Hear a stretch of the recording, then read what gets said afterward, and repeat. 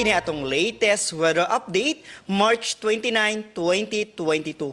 Padayon natong gimonitor ang low pressure area na ana sa 390 kilometers sa may amihanang kasadpan ng Zamboanga City or 95 kilometers sa may habagatang silangan ng Puerto Princesa City, Palawan. Base sa atong latest analysis, less ang chance kini ma-develop na bagyo or tropical depression.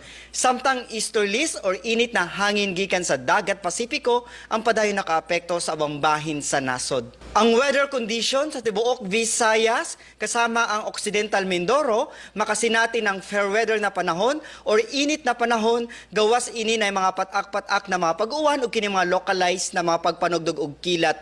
Samtang ang Palawan kasamang Kalayaan Islands makasinati na madag-umo na kalangitan ug naay mga pag-uwan ug kini mga pagpanugdog og kilat mugna kini sa low pressure area.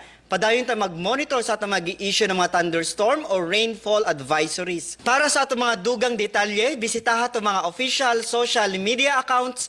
Kini si Jomer Eclarino gikan diri sa DOST Pag-asa Mactan. Maayong adlaw ug keep safe everyone.